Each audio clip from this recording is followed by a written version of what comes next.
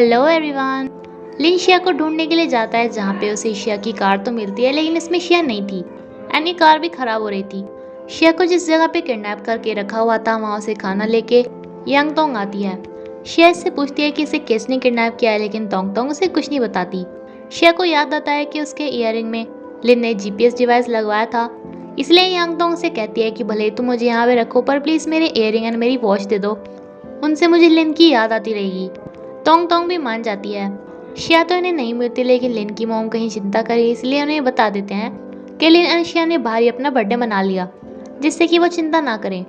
लिन decide करता है कि बात ये किसी को नहीं बताएंगे कि शिया का किडनैप हो चुका है, वरना ये बात मीडिया में फैल जाएगी।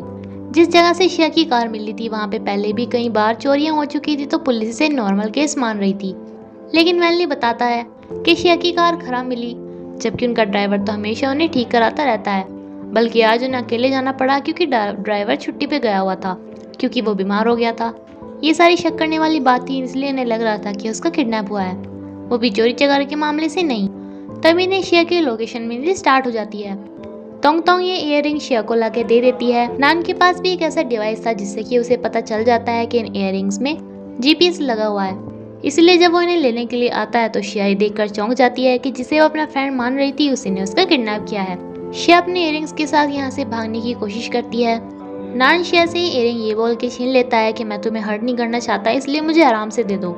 शिया से कहती है कि मुझे जानकर बड़ा बुरा लगा कि कभी तुम मेरे फ्रेंड थे। नान इसे गुस्से में कहता है कि तुम्हें ये सब सोचने का कोई भी हक नहीं है मेरे बारे में कुछ भी बोलने का, क्योंकि मुझे पता है कि मैंने कितना ज्यादा सफर किया है।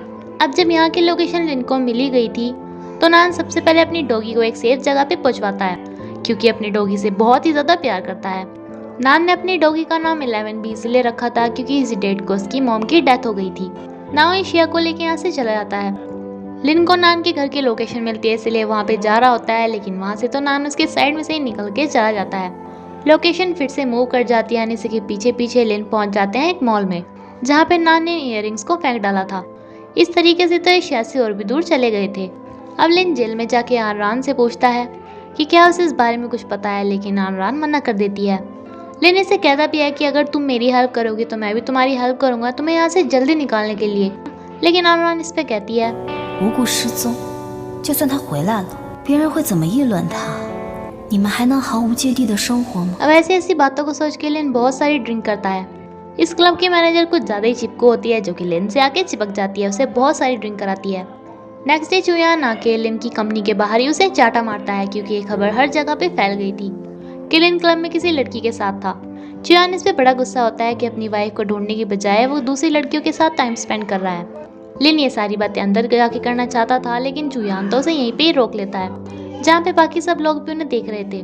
चुयान इसे कहता है कि अगर शिया के लौटने पे उसे ये सब पता चलेगा तो उसे कितना ज्यादा बुरा लगेगा, लेकिन लिन कहता है कि चाहे वो वापिस आ भी जाए हम पहले की तरह अब नहीं रह पाएंगे। इस पे तो चुयान इस पे एक और चाटा मारता है एंड यहाँ से अपनी दोस्ती तोड़ के चला जाता है। ये सारी न्यूज जिया के पास भी पहुंची थी, यानी ये वैनली से पूछती है कि लिन शिया को ढूंढने के लिए कुछ कर भी रहा है या नहीं, और बस दूसरी लड़की के साथ क्या कर रहा था। वैनली अपने बॉस को बचाते हुए कहता है कि वो क्लब हमारा ही है एंड वो लड़की उस क्लब की मैनेजर है, तो इन दोनों का एक साथ बात करना कोई नॉर्मल बात ही होगी। लेकिन जिया को बिल्कुल भी ऐसा नहीं लग रहा था। वो वैनली से ये बोलकर चली जाती है कि मेरी तरफ से तुम लिन के ऊपर नजर रखना, कहीं वो मेरी फ्रेंड को भूल ना जाए, उसे डम ना कर दे। लिन की मॉम को जब इस बारे में इन फोटोज के बारे में पता चलता है तो वो शिया को कॉल करती है, जो कि रिसीव नहीं कर पाती, इसलिए वैनली से पूछती है। वैनली से बता देता है कि सभी न्यूज तो फेक होती हैं एंड शिया एकदम से ठीक है, वैसे ही उसने आपकी कॉल नहीं रिसीव कर पाई होगी। लिन क्लब में जाता है, जहाँ पे आज उसे एक और लड़की मिल जाती है। ये भी लिन के साथ कुछ ज्यादा चिपकी जा रही थी। तभी यहाँ पे शुक आ जाती है, जो लिन से पूछती है कि तुम कहाँ पे जाना चाहोगे। लिन कहता है कि तुम्हारे घर, एंड दन ये इसके घर पे ही चला जाता है। दन ये बाद में मीडिया में फैल जाती है कि लिन रात को शुक के घर पे रहा। शिया देखती है कि उसके साइड में नान लेटा हुआ है, जो कि उससे कहता है कि मेरा ही तो बेड है, तुम यहाँ पे क्यों लेटी हुई हो, मैं तो ऑब्वियसली अपने बेड पे लेटूंगा। नान ने शिया को सिर्फ इसलिए किडनैप किया था क्योंकि वो लिन को परेशान होते देखना चाहता था। शिया से कहती है कि वो मुझे ढूंढ लेगा, जिसपे नान इसे कहता है कि वो तो नई मिसेस लिन ढूंढ रहा है। ये शिया को लिन की फोटोज दिखाता है, लेकिन शिया भी लिन पे ही ट्रस्ट कर रही थी, जिसपे से गुस्सा आ जाता है। एनी कहता है कि अब तुम अब भी उससे ही ट्रस्ट कर रही हो, मुझे उन लोगों से सख्त नफरत है जो कि प्यार के चक्कर में सही गलत भूल जाते हैं। ये सब नान अपने पापा की वजह से बोल रहा था। शिया की प्रेगनेंसी के बारे में लिन को अभी तक कुछ नहीं पता था, इसलिए नान कहता है कि मुझे उस पर एक सरप्राइज भेजना है। एन शिया की रिपोर्ट्स लिन के पास भेज देता है। तभी यहाँ पे जिया भी गुस्से में आ जाती है, जो लिन से कहती है कि तुम कुछ कर भी रहे हो या दूसरी लड़कियों के साथ ही टाइम स्पेंड कर रहे हो। लिन इसे यहाँ से जाने के लिए कहता है तो जिया बताती है कि क्या तुम्हें अपने होने वाले बच्चे के बारे में पता है, या वो भी नहीं पता, क्योंकि शायद तुम्हें बर्थडे पे सरप्राइज देना चाहती थी, लेकिन अब मुझे लग रहा है कि जब वो वापस आएगी तो तुम उसे ही सरप्राइज दोगे। जिया वैनली के ऊपर भी गुस्सा होकर चली जाती है कि वो हमेशा अपने बॉस के ऊपर ही पर्दा डालता रहता है। वैनली के समझाने पर भी जिया नहीं मानती तो वैनली से किस कर लेता है। जिया को प्रपोज करता है कि वो उसे कितना ज़्यादा प्यार करता है, उसे समझाता है और उसे बताता है कि ये सब लिन की प्लानिंग थी, जिस प्लानिंग के अंदर चुयान भी था। और लिन ने दूसरी लड़कियों के साथ अपनी खबरें जानबूझकर फैलवाई थी, जिससे कि किडनैपर को लगे कि लिन अपनी वाइफ पर ध्यान ही नहीं दे रहा। लिन अब दोबारा से अनरान के पास जाता है, उसे बताता है कि शिया प्रेग्नेंट है। इस बात को सुन के अनरान को भी थोड़ा बुरा लगता है उसे शिया के लिए, कि कहीं उसके होने वाले बच्चे के लिए कुछ हो न जाए। लिन इससे लास्ट टाइम रिक्वेस्ट करता है कि वो बता दे, लेकिन अनरान अब भी नहीं बताती कि शिया की किडनैपिंग किसने की है। देन लिन कहता है कि मुझे पता है, सबके पीछे नान है। अनरान भी एकदम से कहती है कि तुम्हें कैसे पता चल गया, लेकिन लिन तो तुक्का मार रहा था, जो कि फिट हो गया था, क्योंकि वो अपने हाल ही के सारे दुश्मनों के बारे में सोच रहा था कि वो कौन कौन है। तभी लिन को पता चला था कि उसकी कंपनी में से जितने सारे वर्कर्स दूसरी कंपनी की तरफ जा रहे हैं, वो नान की कंपनी में ही जा रहे हैं। लिन ध्यान से सोचता है कि नान ने उसे बताया था कि उसकी मॉम अब भी लिन को ही अपना बेटा मानती है, उन्हें ही प्यार करती है। लिन का नान के साथ सिर्फ अपनी मॉम के वैसे ही कनेक्शन था, इसलिए अपनी मॉम से ही जाके पूछता है। उन्हें बता देता है कि नान ने शिया को किडनैप कर लिया है, लेकिन आखिर क्यों। लिन की मॉम भी इसे सॉरी बोल के बता देती हैं कि नान की मॉम की तबीयत बहुत ही ज़्यादा ख़राब रहती थी, एंड जब उन्होंने पता चला था कि उनके हस्बैंड का अफेयर इनके साथ चल रहा है, तो वो और भी ज़्यादा बिगड़ गई उनकी तबीयत, एंड उनकी डेथ हो गई, जिसका बदला लेने के लिए अब नान लिन की मॉम को हर्ट करना चाहता है, एंड उसे हर्ट करने के लिए उसने लिन की वाइफ को चुना है। लिन को अपनी मॉम पे बहुत ही ज़्यादा गुस्सा आता है, क्योंकि एक तो उन्होंने पहले इन्हें छोड़ के चली गई थी, ना वो उन्हीं की वजह से लिन का उसकी वाइफ को झेलना पड़ रहा था। तभी इन्हें नान की लोकेशन मिल जाती है। मिसेस लिन नान को कॉल करती है, उसे कहती है कि तुम्हें जो कुछ भी करना है तुम मेरे साथ कर सकते हो, उन दोनों को क्यों हर्ट कर रहे हो। शिया को छोड़ दो, वरना मैं तुम्हारी शिकायत तुम्हारे पापा को बोलूंगी। लेकिन नान को कोई भी फर्क नहीं पड़ रहा था, वो तो अपने पापा को भी हेट करता था, जिसने कि उनकी कभी केयर नहीं की। तभी तोंग तोंग नान को बताती है कि पुलिस यहाँ पे आ रही है। लिन पुलिस को लेकर उसी जगह पे पहुंच जाता है जहाँ पे नान ने शिया को रखा हुआ था। पुलिस किसी तरह दरवाजा तोड़ती है, लेकिन तब तक नान शिया को लेके यहाँ से जा चुका था। शिया नान से कहती है कि देखा, वो तुमसे सिर्फ इतनी सी पीछे रह गई, यानी कि अगली बार तो वो तुम्हें पकड़ ही लेंगे। लेकिन नान कहता है कि तुमने ये बात नोटिस की कि मैं उनसे हमेशा ही 1 स्टेप आगे रहूंगा। शिया यहाँ पे नान से पानी मांगती है, ये बोल के कि प्रेगनेंसी में पानी ज़्यादा पीना चाहिए, इसलिए नान तोंग तोंग से पानी मंगा लेता है। देन अब शिया को टॉयलेट के लिए भी जाना था। नान शिया को वॉशरूम भेजने के लिए मान तो जाता है, लेकिन साथ में उसे अपनी गन भी दिखा के डराता है। शिया भी इसे प्रॉमिस करके जाती है कि वो वहाँ से नहीं भागेगी। इनके यहाँ से जाने के बाद तुरंत यहाँ पे पुलिस आ जाती है, जिसे कि यहीं की एक लड़की ने बुलाया था, क्योंकि नान शिया को वॉशरूम में लेके जा रहा था, और उसने इस लेडी को कहा था कि ये मेरी वाइफ है। लेकिन शिया ने इस लेडी से टिश्यू पेपर लेने के बहाने उसे इशारा किया था, इसलिए इसने पुलिस को बुला लिया था। लेकिन नान इसे लेकर यहाँ से भी काफ़ी दूर आ गया था। शिया से पूछता है कि अब फिर से तुमने कुछ किया था ना। शिया कहती है कि मैंने तुमसे सिर्फ इतना प्रॉमिस किया था कि मैं वहाँ से भागूंगी नहीं, जो कि मैं नहीं भागी। पुलिस सीसीटीवी कैमरास चेक करके नान की गाड़ी का पीछा करने वाले थे, लेकिन नान शिया को बताता है कि उसने तो रास्ते में ही गाड़ी चेंज कर दी थी, जो कि अब दूसरी अपोजिट साइड में जाएगी। पुलिस भी अपोजिट साइड में जाएंगे, यानी ये सब कुछ नान ने जानबूझकर किया था, बल्कि शिया ने तो उसकी और ज़्यादा मदद कर दी थी। शिया से कहती है कि तुम्हें इस बात का डर नहीं है क्या कि सभी तुम्हें क्रिमिनल बोलेंगे। लेकिन नान कहता है कि मैं तो यहाँ से दूसरे देश में चला जाऊँगा, क्या तुम भी मेरे साथ चलोगी।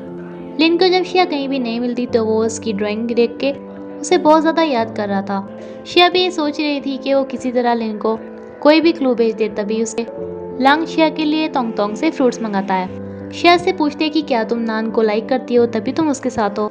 लेकिन तोंग तोंग बताती है कि उसके पापा के ऊपर बहुत ज़्यादा कर्जा हो रहा था, जो कि नान ने उतारा था, इसलिए वो उसके साथ है, नान की हेल्प कर रही है।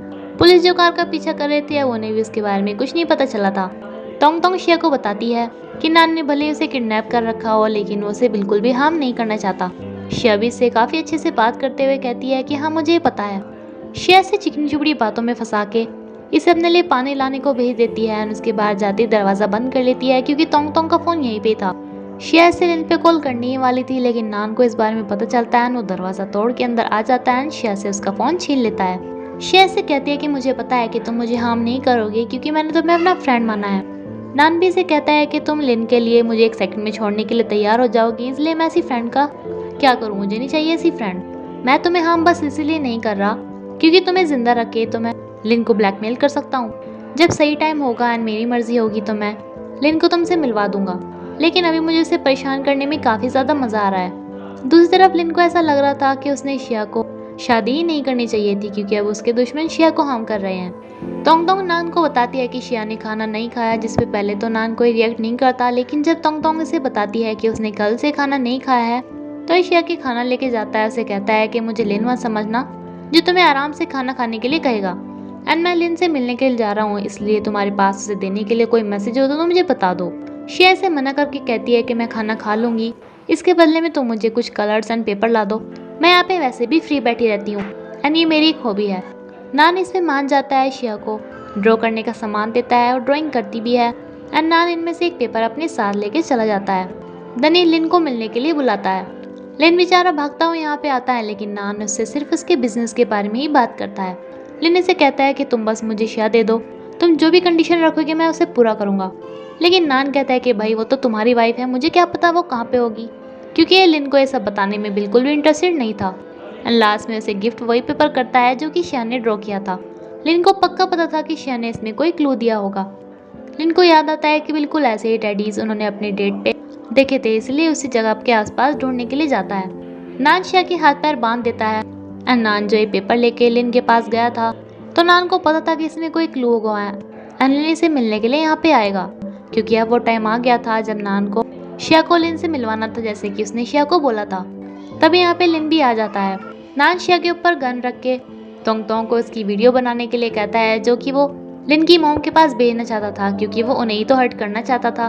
नान बताता है कि वो जब भी देखता था कि मिसेस लिन को हमेशा लिन इग्नोर करता है, उनसे अच्छे से बात नहीं करता, तो उसे बहुत ही ज़्यादा अच्छा लगता था। नान मिसेस लिन को तरफ से देखना चाहता था, एंड वो सैड तभी होती जब लिन सैड होता है, लिन सैड होता शिया की वजह से।